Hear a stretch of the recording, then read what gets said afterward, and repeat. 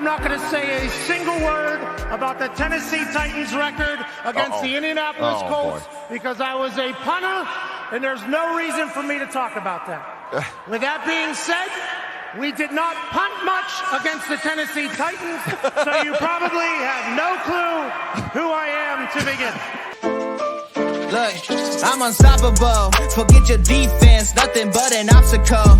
Run it back, switch it up, call it audible. Serving up them Hail Marys till the game over with the showstopper. So hot, you gotta blow on it.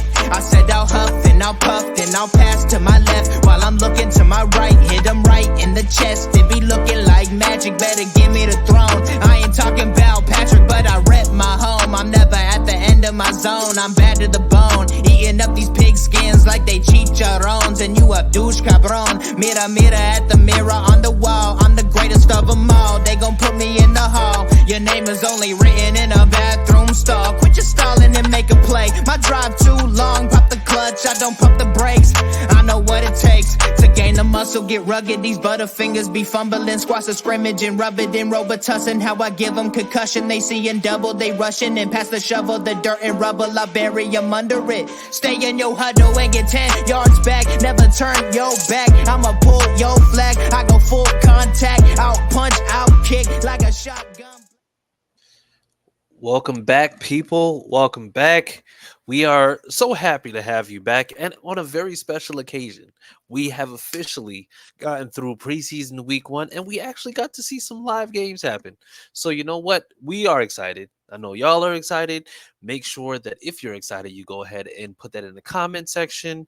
Make sure that you like, comment, share, all that good stuff. If you're watching on Facebook, what's up? If you're watching on Twitter, what's up?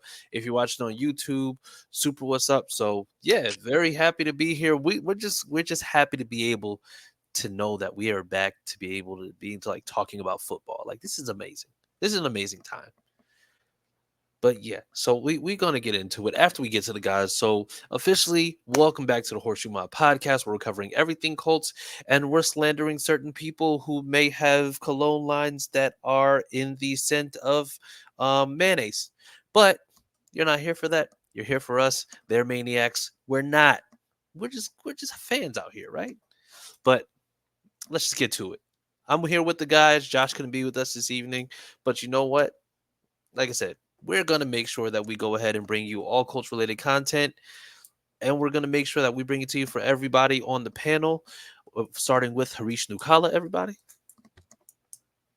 You know, it's never an introduction without my favorite GM in the entire world. But we like the group we have. Jesus. All right. Well, we're starting early with this, huh? Okay, that's fine. And then we have with us Austin. Austin, say what's up to the people. What's up? I'm Austin. I literally forgot your last name for a second. I don't know whether it's because I'm tired or whether I was had, like, I was the waiting illest... for it.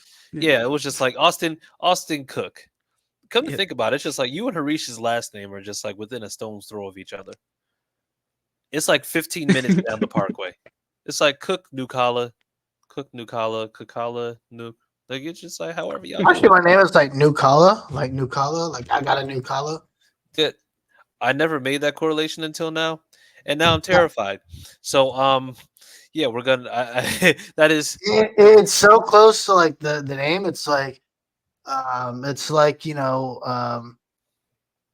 we have DBs. We have DBs. We have cornerbacks. They're like cornerbacks, DBs. I see what you're doing. It's way too early. It's way too early for this. We're only 6 minutes into this, and you're already starting off with your nonsense. This is already going off the rails on a crazy train. So yes. All right. Bubba Yanora asked if we're on Spotify. Yes, we are. As a matter of fact, I believe we are on Spotify. Make sure that you look up HorseShoe Mob. You'll be able to see us on there. So yes, we are. All right. And so let's get right into it. I'm Chris Jackson. And you guys, you already know. But you know what? If you don't know, now you know. make sure that you're going to www.fanbattlesports.com where you can see all of our Colts related content. You'll be able to see articles, previous episodes, bios, all that good stuff. You'll be able to see it on there. You can see the other AFC South teams, but we ain't talking about them because, who cares? But you want to see the Colts, you want to see all Colts related content, make sure that you're going to www.fanbattlesports.com and you'll be able to see all our content on there. But yeah, fellas, how are we feeling after knowing that we have officially hit preseason week 1? I mean, it obviously feels good that football's back. It was good to see our guys out there. Nobody got hurt. That was a plus. Yeah. Oh yeah. No, that was awesome. I think it's just like we didn't see anybody like major get hurt. We saw some guys kind of get hurt here and there. But yeah, it was good to see. What about you, Harish? How are you feeling after preseason week 1 and being in the books? Yeah, it's good to be back. Another an exciting season, right? This is a season that we can actually walk into and be like, man, there's excitement in the air. There's some positivity to go into it. Mm-hmm. As there's some positivity to go into it. Like we're excited about the season, right? Yeah. I think for the first time in a long time, there's a level of excitement for this team. Hopefully not hindered by one small piece that we'll talk about. Yeah. Gotcha. Okay. All right. And we're going to talk about a lot today. So absolutely. But with that being said, Logan from Facebook's commenting, "What's going on, guys? Hope you're having a great evening. Excited for another great season. Colts are taking us out this year, right?" Okay, so we could take a quick aside to that because I want to know exactly how you guys are feeling. Let's just say, I'm gonna say perfect storm scenario. This team is healthy. All our starters and major stars are healthy. Does this team take the South? I say yes. Mm-hmm. Okay. If we're assuming that all the other teams are also healthy, I say no. Honestly, I'm thinking if this team is fully healthy, I think yes. I don't think there's a huge gap. I think it'll end up being like it was last year, where you end up having the division won by a game. Because I don't foresee anybody just running away from the division or running away with the division. Like it's basically like we're going to have to basically just be in a dogfight. That's why I said assuming everybody's healthy, because this team needs to make sure they're at 100%, because we have a lot of spots that have great players in them.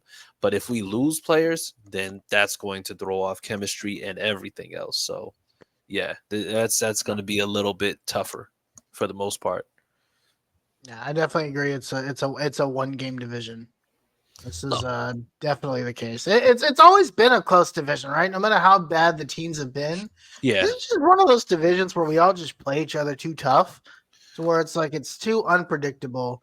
Even in the seasons where we're like, yeah, we've got a pretty good shot at winning this division, something happens along the way, and it just doesn't turn out that way. So, yeah, that's kind of how it's been the past 3 years. The Titans said they have the division won, then the Jags won, then the Jags said they have the division won, then the Texans won.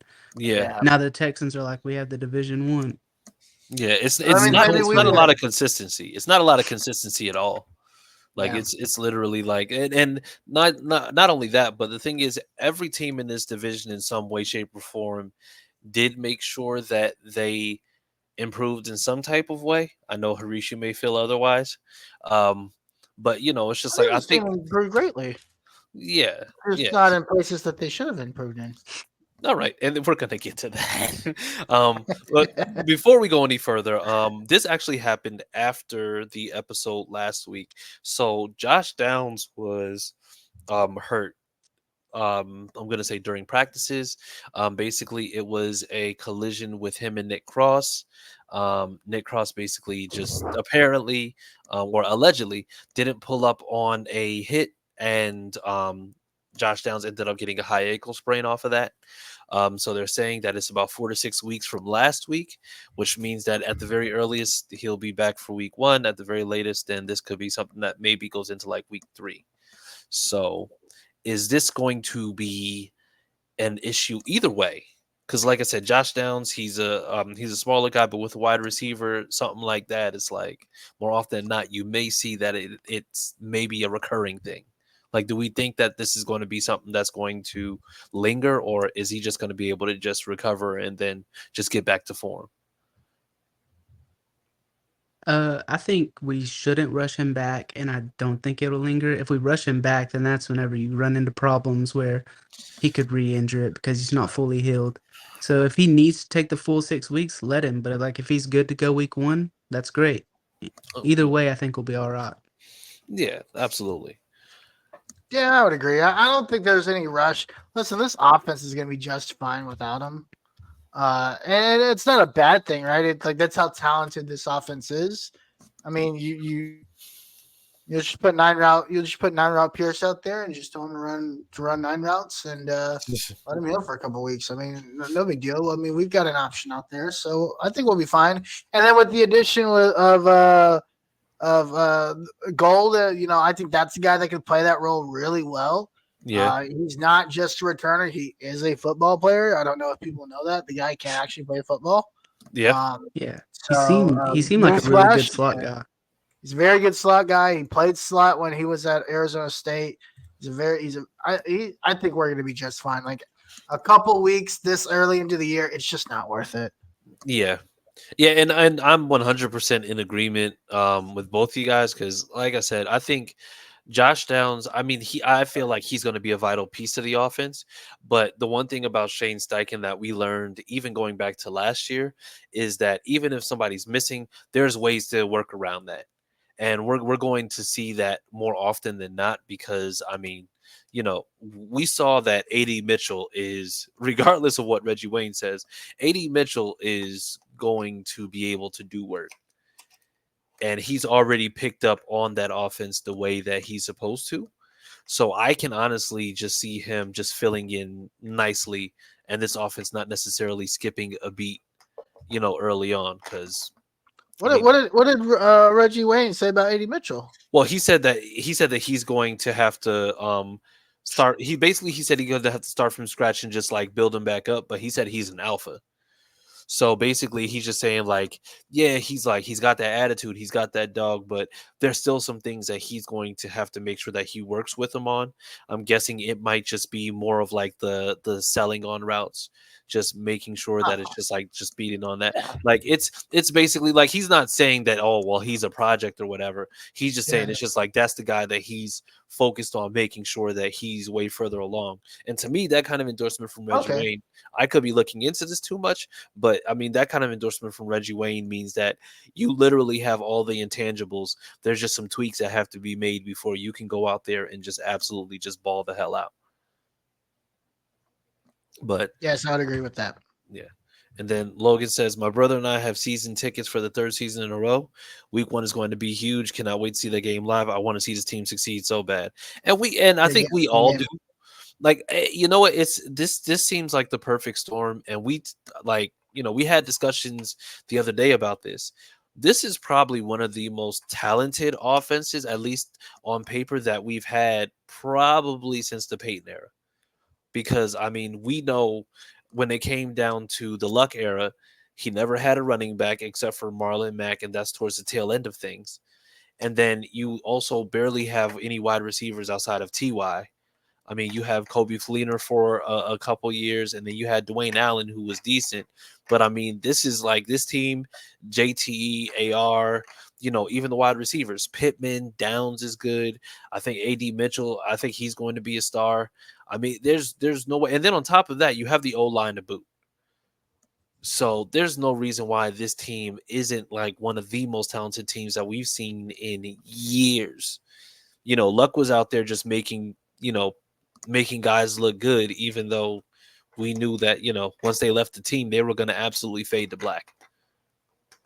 But I mean, now it's just like this team, I feel like if you would have, and I don't mean to beat a dead horse. I'm not saying he's dead or anything, but I mean, either way, but you give Luck a team like this, I'm saying he's getting minimum 13 wins in the season. Yeah, you could argue win a Super Bowl with an offense like this under Luck. Yeah. I'm not afraid to say it. Like Luck would take this team to a Super Bowl. Yeah, I think Luck would take. I think Luck would have taken a couple teams we've had since he's been gone to a Super Bowl. But yeah, this team is definitely like it's top 5 offense worthy now. I don't know if it's not like maybe top 2 with Andrew Luck. yeah, yeah, yeah. But all right, so moving on because we're not going to get into the luck talk because that's crazy. But we had our first preseason action. We got to see the Colts versus the Broncos at home. Um, and we got a chance to see AR just getting back acclimated. Got a chance to see some of our rookies come out. But I'm gonna say, Austin, go ahead and just kick us off. It's just like tell us about this game. I'm gonna say kind of in the early goings of what you saw when it came to this game versus the Broncos. Yeah, I mean, obviously, I wanted to see the starters a little more, just because I want to see it. But I mean, it's probably smart to not play them, just injury risk, I guess. Um, but obviously, the offense was vanilla. It's gonna be vanilla the whole preseason. We're not gonna show our cards in the preseason, so you can't expect too much, and you can't really judge too much either. Um, Our starting defense played well. I'm excited to see what we do whenever we're playing real games. Yeah, Um, but then after the starters went out, there was some. Well, we'll talk about it later. There's some things that went downhill. yeah, yeah. Then what about you, Harish? Without getting too far into the actual players, like what were we seeing when we are seeing like those second and third teams? Like were we seeing that there's like kind of a loss of rhythm? Like what are we looking at when we see what we look at, or when we see potential depth or guys who could potentially breach the roster? Yeah, I think from a defensive perspective, the front 7 looks solid, man. Like even like on the defensive line, like I know I was excited about Patridge, coming in and being a guy that could help uh, grow some of these guys. That defensive line looks good. And it's not just the start. The starting defensive line obviously looks good, but you look at guys like Taekwon Lewis, who continues to make an impact. You Yeah, look at guys like Dial Dingbo, who looks like he might take that next step. Eric Johnson is a guy that just continues to impress me. I yeah, love this front 7, and I think this defensive line, I think, is ready for that next step, and that next step for them and their evolution is creating pressure, simulating pressure, if you will, right? yeah, Uh, we need that so desperately, and we'll talk about why here in a second. Because we do such a great job of addressing that part of the team, so we definitely need to make sure that our defensive line gets the pressure that we need, or else yeah, it's going to be rough on the back end. So I love what this defensive line looks like, and it's not just obviously the Latu we know is a stud, right? yeah, We know Quiddy Pay is going to come along. He's going to do his thing. We know the guys that we know about, but seeing Taekwon Lewis, seeing Eric Johnson, seeing guys like that, just kind of on the depth on the 2 deep, creating that pressure that we're looking for. Not necessarily. I don't care about sacks. I want pressures. I want the quarterback to be under pressure, and seeing that was a positive experience for sure. yeah. And I think we got a lot of like we got chances to see both teams kind of responding because we came out with our first team and the Broncos came out with theirs. So, AR had his first chance to see some of those exotic blitzes that they were sending. They were mixing up coverage. I mean, I think there was one where it's just like they blitzed a linebacker on a 5-man rush. And then on another play, they had a 4-man rush. And then they had a 5-man rush. So the thing is, they were throwing these different things at him, which honestly I appreciated because of the fact that he got a chance to see exactly what that looks like. So diagnosing the field and being able to see what it is firsthand was extremely important in making sure that it's just like, okay. And I mean, for me, it's just like the Broncos generally are one of those teams that's a little bit better when it comes to that rush. So, I think being able to see that firsthand and being able to see that early on was absolutely a fantastic thing because now it's like, okay, I see what that looks like now, and now it makes sense. All right. And then, so moving on, And mind you, we're just gonna say what did we like and what did we dislike. Now, mind you, this is just in terms of certain things that you saw. It could be a specific unit, like the trenches, could be linebacker, could be secondary, could be what we saw in terms of like the rushing offense on the second team. Like I said, we're just talking about those specific units. Harish, I know that you're chomping at the bit to get there because I literally see it in your face. I see it in your face right now. So we're gonna relax a little bit, all right? But what did we like? What did we dislike that what we saw in the game? And I'll start with you, Austin.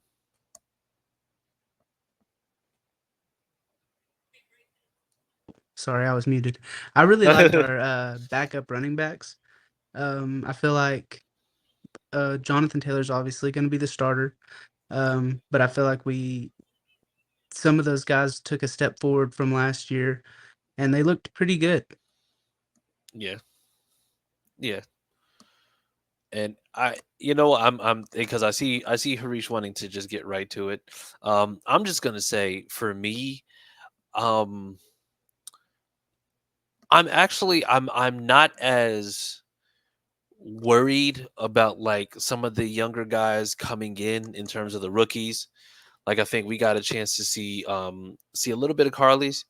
We got a chance to see some of like the younger secondary guys, which to me it was okay. Well, we need to see it. It's just like where you had guys who looked, I'm gonna say for the most part serviceable. Like it's just like there was certain people who just kind of stood out, but that the O line, the backup O line was what I was looking for, as well as the defense. Pretty much any of those guys on defense, in the second and third team was like, okay, yes, we need to see what's going on here. So those were the two units that I kind of looked at.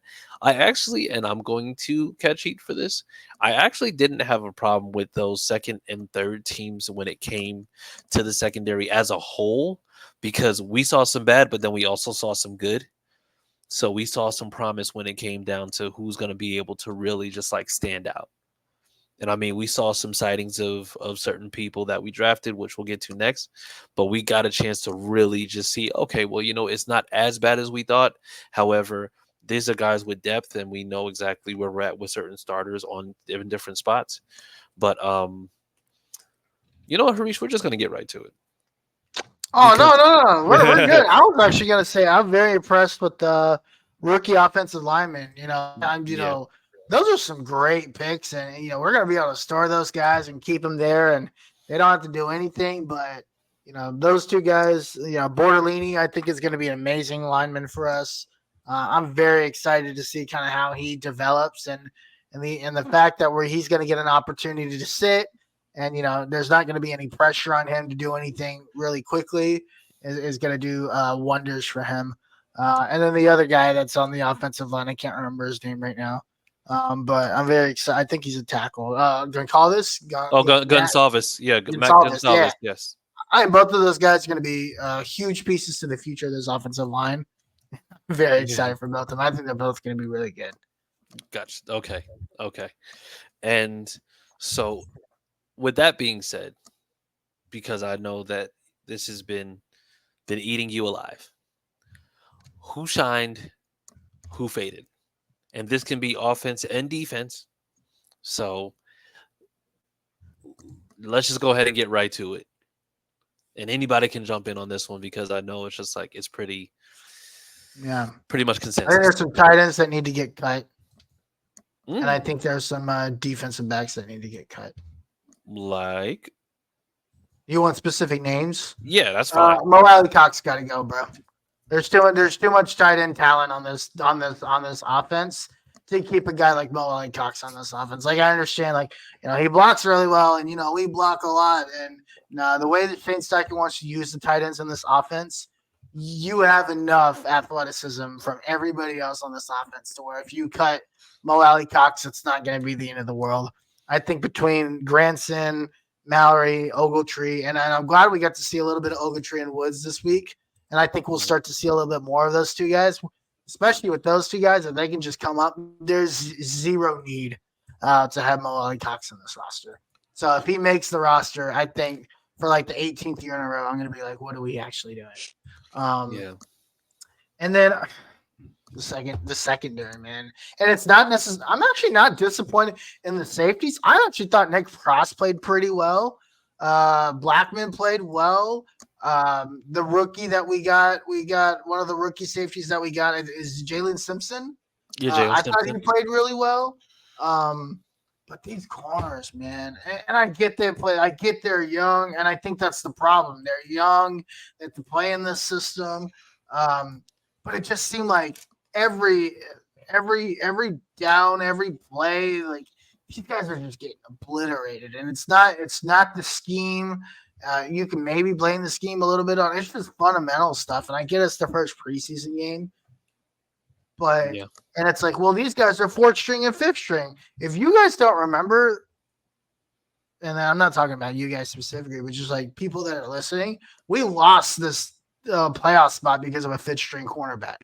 Like, we are going to need these guys to be able to do something at key points in certain games. We lost through 3 or 4 games because of a fourth or fifth string cornerback. Like, fourth and fifth string is not that far down the depth chart anymore.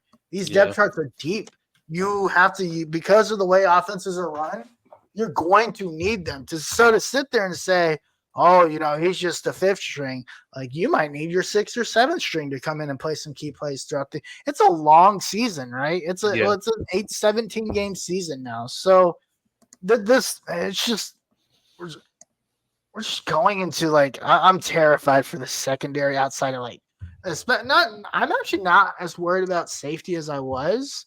It would be nice to get a guy back there, but I'm not as worried on safety as I am about corner.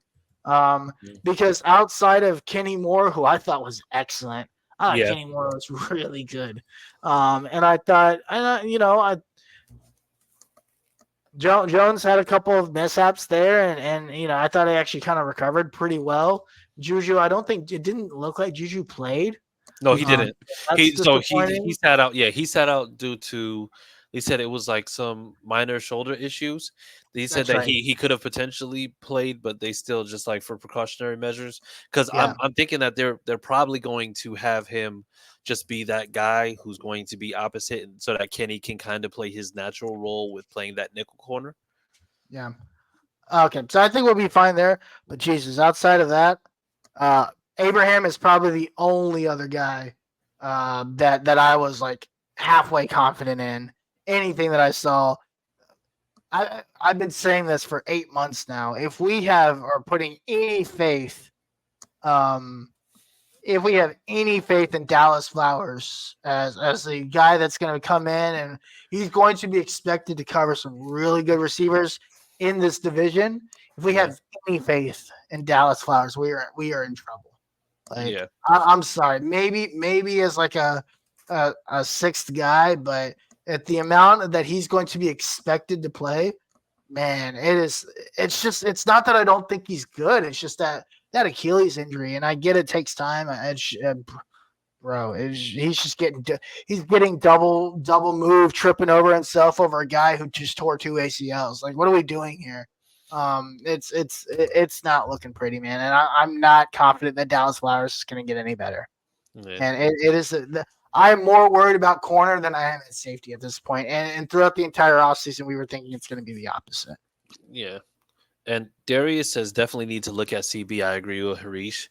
And I'm going to let Austin kind of, go on this one because of the fact that it's tough to talk about that. But but Austin, who do you feel like was like really just showed out, and then who kind of like we talked about and you were like, maybe not?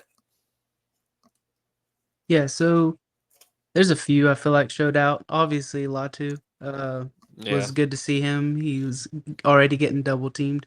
Then another guy that I don't think has been talked about a lot is Adi Adi played really good. Yeah. I don't know. I liked him last year. I'm glad he seems to have improved. And then Nick Cross, to me, I feel like he's one of our best tacklers on defense. Obviously he has things to improve on. but he's a really good tackler. And like Harish said, I'm not as worried as that. Like if we got a Justin Simmons, obviously that's an upgrade, but I'm not as worried at safety as I was before. Mhm. And then Micah Abraham, I feel like he has a good guy to be coached by in Kenny Moore, learn behind, because I feel like they play similar. They're both smaller and seem to be playmakers. And then Dallas Flowers was just bad. I'm not writing him off completely just because it's been one game, but it was really bad. And if it happens again, like it'd be hard to say, it's just because he's rusty. But I'm gonna give him the benefit of the doubt for this week, and hope he does better next week. Yeah. But like if he doesn't, it'll be hard to say that again. Yeah, it's tough, and I'm gonna double down because that. So my biggest issue was that when we went into what we said that it was supposed to be, when we said Dallas Flowers was going to be the guy to step up, there was big high hopes, expectations, of course, towards Achilles, but now it's like we're kind of getting back into that loop. And it's not to say that he can't potentially be good, but we're getting back into that loop where we're just like, wait and see, wait and see. But we don't necessarily have that proof. Like we don't Mm. have that tape showing him playing at a level that would warrant the type of expectation that we have for him. And so that's we're kind of getting, and this is probably like not the best way to compare it, but I mean, let's be honest. I mean, we did the same thing when it came to Matt Pryor. Matt Pryor, they were just like, oh, he earned the right to start. He earned the right. And then he spent the whole entire, that whole entire season being, a 7-Eleven doorway. Like, it's just like people were just able to just go and just move as they please to go get to, the quarterback. And that right there is the issue. The issue that I have is that I think also it's like a fan base. Like it's okay for us to believe in guys, but the thing is to automatically say, "Oh yeah, Dallas Flowers, yes." Like I don't know whether it's because of his name or because of his number that you just think that he's automatically supposed to be good. But the putting all that hope on him and then saying, "Well, we didn't have Dallas Flowers." Would it? We don't know if it would have made a difference. You want to know what it is? What? But we like the group we have. I knew it. It's the Chris Ballard curse. A big chunk of this fan base is under the Chris Ballard curse, and the Chris Ballard curse is really of two things. Number one, selling, a rotten piece of loaf bread and making it seem like it's fresh every single time you sell it.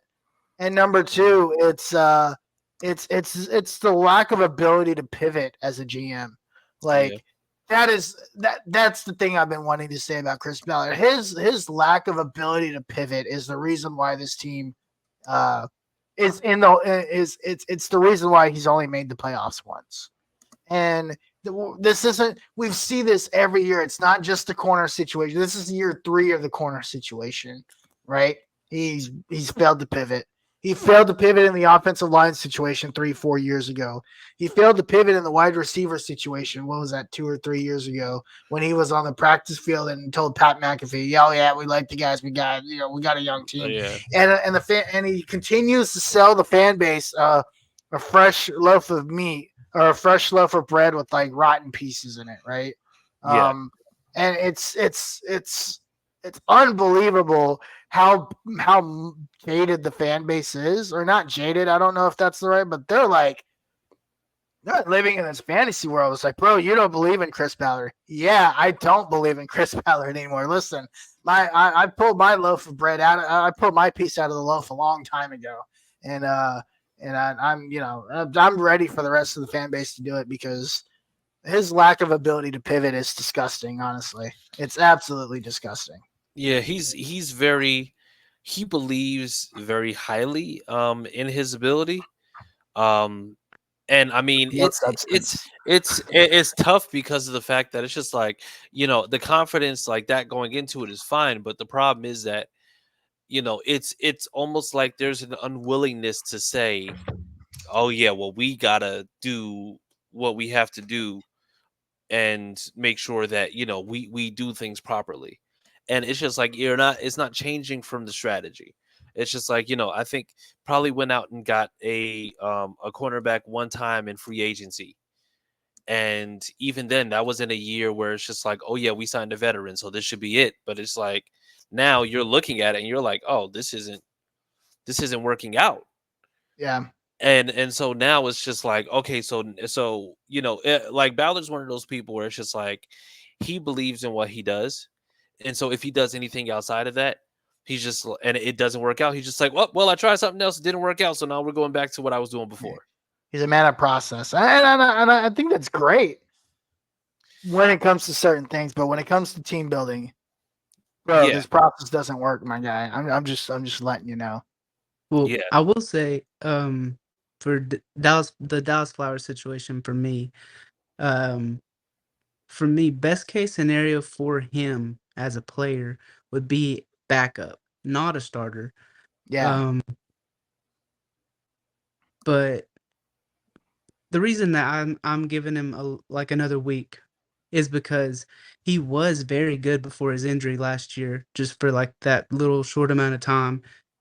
So I think maybe he can get back to that, but like I'm not saying he definitely will, because that again was a short, just little, because he got hurt early on and it was a bad injury. So you never know. He might never be the same. Yeah. And even if he is the same, it might not be as good as people think, like, because it was such a small sample size. It's just though, and that's why I said it all off season. It's just it's not that I don't believe in Dallas Flowers. It's just like the nature of that injury. It impacts your entire, like, all your explosiveness comes from your Achilles, right? Your ability to just your get up, if you will, is all in that Achilles. And there's a long history of people that have just not been able to recover, no matter how old or it's harder as you get older, but right. But we've seen young guys, Cam Akers. He his first year in the league tore an Achilles, and he was only 21, 22. Yeah. He's 3 years removed, and he's still not the same. Yeah. He's not even remotely close, and he's like 25 now, right? So it's not that I don't dislike the guy. It's just the nature of this injury, and it's the new ACL. Like, guys who used to tear ACLs never were the same for such a long time. Yeah. Now, it's modern medicine has helped with that. We're just not at the same space with Achilles that we are with ACLs. It's probably going to be another 10 years before, maybe 8 to 10 years before, even maybe we have something remote that helps us with that. Yeah. But it's just such a difficult injury, man. It sucks because these guys put in so much. Yeah. But it's just the nature of the injury. Yeah, but I think another big thing that I have with that is you can believe in what you have and like guys recovering, but the thing is, I think that's also all the more reason why you kind of double down and make sure that you get somebody else, because the problem is that it's just like coming off an injury like that where it could easily happen again, and so the problem is that when you have a guy that you're bringing along, like going after a veteran corner for me is not just something that you do when you're competitive. You do it when you know for a fact that there's somebody that can benefit from not just the mentorship aspect of it, but also benefit from the fact that even if you bring a guy in for 1 year, you have this guy who's kind of sitting in the wings who can kind of just go ahead and train and get back on his own time. And then if for some reason due to injury he has to come in, at least you know that he's more than likely just recovered very well, or recovered even better, because he's not being thrown back into these game situations. But then also, that he's sat back and watched, and he's been able to learn these things where he's going to be able to be like, I can add this to my bag of, what it is that I'm looking to do. He's probably also putting unnecessary pressure on these guys. Hey guys, Dallas Flowers is going to be just fine. He's a very talented football player. And Dallas Flowers is probably still just trying to figure it out himself, right? Yeah. Like, he himself, there's a mental aspect to all this. And when he hears, Chris Ballard like, oh man, Dallas Flowers, he's going to be great. We loved him before he got hurt. Now to him, he's like, not only does he have to work on getting back and trying to like figure it out, now he's got this pressure. The GM just basically saying, "Dang, now the GM's counting on me. I have to do it." And so now he's overcompensating for for number one, trying to get back. Number two, he's also trying to help be this guy that he's being portrayed by the GM unfairly. Right? It's unjust what Chris Ballard, the expectation that Chris Ballard is putting on him. Yeah, and the thing is that's rough. So now it's just like you have somebody coming back who really just has to not just get it together, but already have it together now. Because if you end up going into a game early on, that means that now it's just like it's more a game time situation. And this is from a guy who really didn't have that experience like that prior to getting hurt. Yep, I agree. So I mean, it is what it is. But and then he said Will Mallory looked good. Laquan Treadwell shows flashes as a potential depth receiver. I think Laquan Treadwell. I think he's a guy who, I mean, he could just be a camp body, but I can see him potentially making it in because at wide receiver, I think we already know it's going to end up being Pitt, Downs, AD Mitchell, Pierce, depending on what Doolin does, Gold. Gold, and then that's probably 6, Treadwell. right? Yeah, that's 6, like 7. And so, but also at the same time, now that, okay, this is what you got, and I mean, Laquan Treadwell is a former first round pick. He just, wasn't able to necessarily pull it all together, but maybe he'll just get a little bit more out of this experience. But I mean, I could see him potentially maybe making the roster. If not, then maybe like a practice squad, type of situation. I know Laquan Treadwell had a crazy injury in his career too. I was trying to figure out what it was. Oh, he broke his leg. That's what it was. Oh, okay, yeah. So that's in 2014, he's had leg and ankle issues his entire career. He broke his leg when he was a rookie. Oh, okay, yeah. He's been in the league 10 years. That's crazy. Yeah, but I mean, like I said, he's still because I remember that draft. But yeah. and then going back to the question with the, I think, those guys like Latu, AD Mitchell, Micah Abraham, to me, just balled out. I mean, forcing the fumble. It was so good. And then forcing the fumble, having the wherewithal to be able to recover the ball when it's like in the air and then take it back for a touchdown. It was like, that was, to me, it's just like, that was a heads up play. And that shows that awareness that you're looking for. Cause there were a couple turnovers that throughout that game that I'm just like, dang, this defense did not finally it seemed like the defense just didn't give up because they caught the ball, right? They made a play early in the game. You had the Kenny Moore turnover off the, I don't remember if it was Latu or if it was Franklin, pops the ball up in the air after the receiver catches it. It ended up getting called an interception. I thought maybe it's because possession wasn't completely held. I thought it was a fumble, but the ball popped straight up. And there's Kenny Moore right there.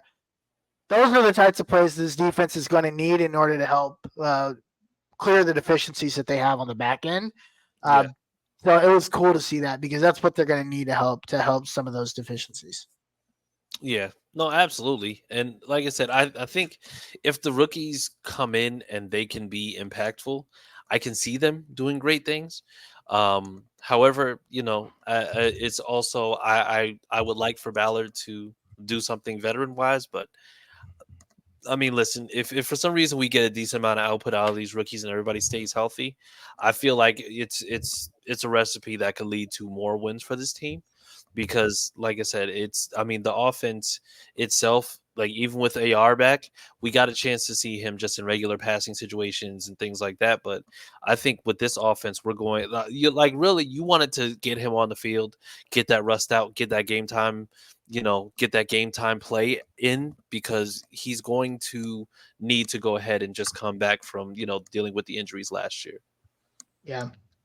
For sure. I think they'll play more time this week too, right? Isn't it usually this second game they play the most?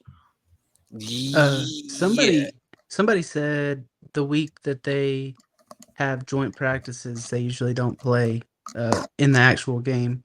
But then the last preseason game they'll play the most. But I mean we're not sure. We'll see. Well, they only play 3 games now, so yeah. I wonder if having that. So next week they get the Cardinals on. They get the Cardinals on Saturday. Yeah, Saturday. Yep, the 17th.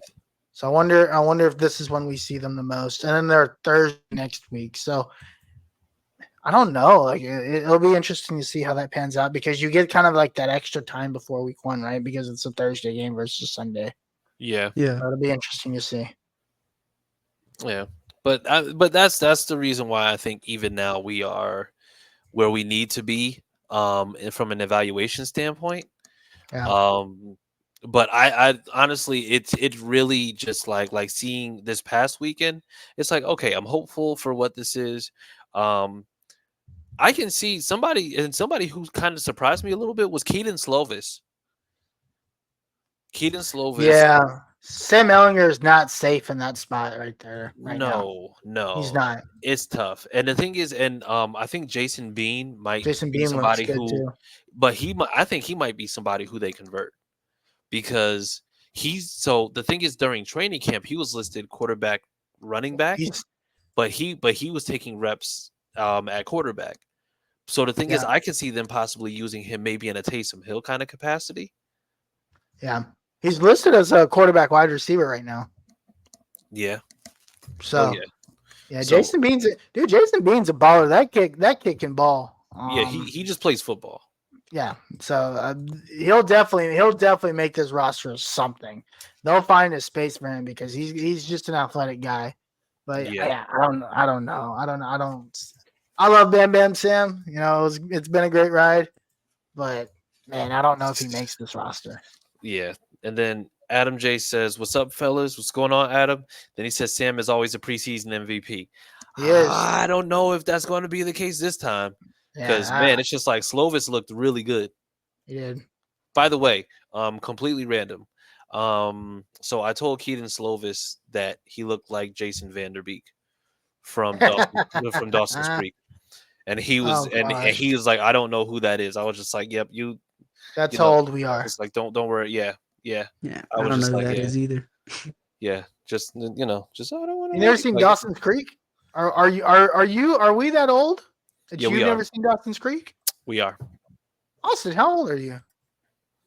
28. God, that's almost like a whole generation. All right. Well, on that note, since Jesus we Christ. apparently it's time for us to take our Metamucil and head to bed. Yeah.